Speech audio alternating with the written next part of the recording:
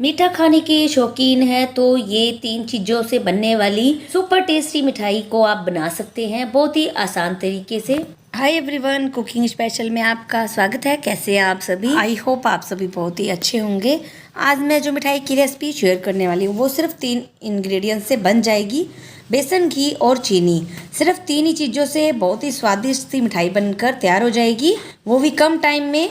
बेसन, घी और चीनी से बहुत ही टेस्टी सी मिठाई की रेसिपी आज मैं शेयर करने वाली हूँ, जो इतनी ज़्यादा स्वादिष्ट लगेगी, यकीन मानिए मुझे तो ये बहुत ही अच्छी लगी थी।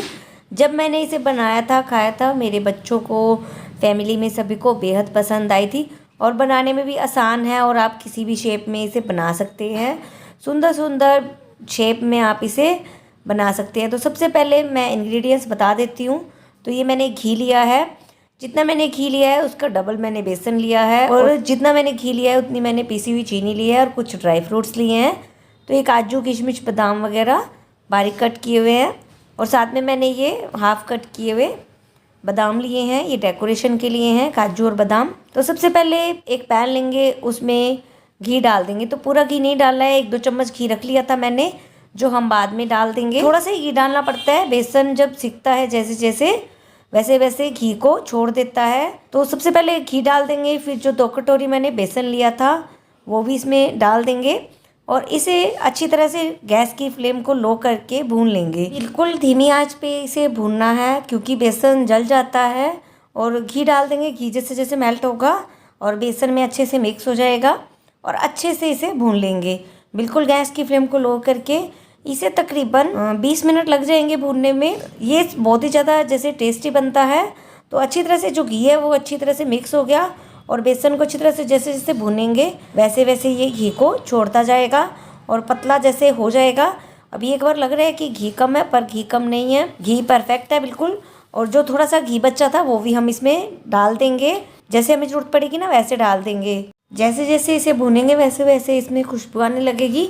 बिल्कुल गैस की फ्लेम को लो रख के इसे तकरीबन 20-25 मिनट लग जाएंगे भूनने में। और ये जैसे भूनते हैं ना तो इसकी बहुत ही अच्छी खुशबू भी आती है। और ये जैसे सारा घी मैंने डाल दिया, बिल्कुल ज़रा सा बचा है, तो इसे ज़रूरत पड़े तो आप डाल दीजिए, नहीं तो आप रख सकते हैं। वैसे जितना बेसन लिया है उसका हाफ हमें घी लेना है, उसकी हाफ हमें चीनी लेनी है। तो ये परफेक्ट मेजरमेंट है, आप किसी भी घर की कटोरी से नाप सकते हैं। और जब भी इसे जैसे चीनी वगैरह मिलाएंगे तो बिल्कुल ठंडा कर लेंगे।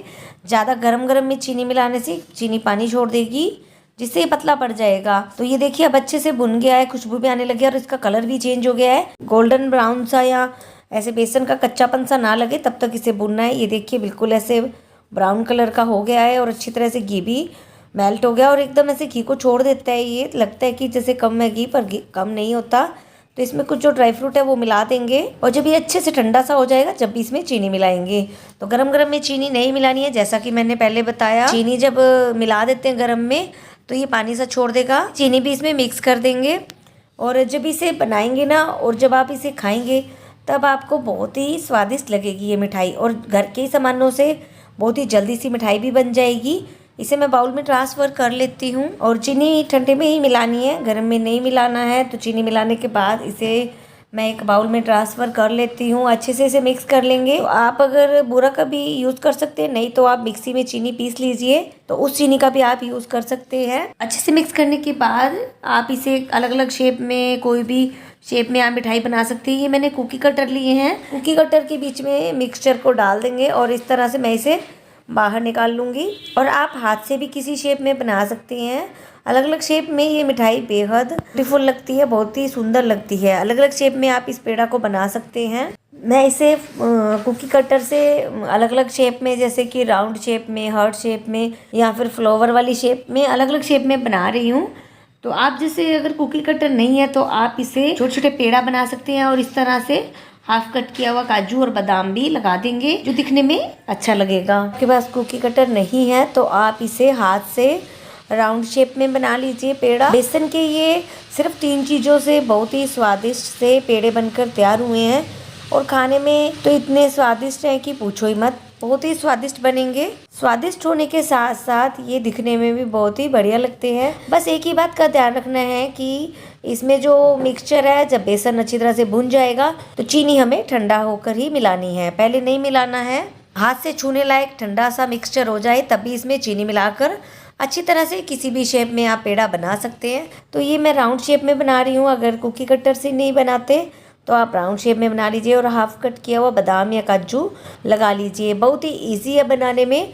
कैसी लगी आपको आज की ये टेस्टी सी मिठाई की रेसिपी? अगर आपको टेस्टी सी मिठाई की रेसिपी अच्छी लगी हो तो लाइक शेयर सब्सक्राइब करना बिल्कुल मत भूलिए। बेल आइकन को प्रेस कर दीजिए ताकि आने वाली वीडियो की नोटिफिकेशन आपको मिलती रहे। अब इजाज़त दीजिए, इसी तरह से मिलती रहूँगी न्यू रेसिपी के साथ। तब तक के लिए बाय, और थैंक्स फॉर वॉचिंग।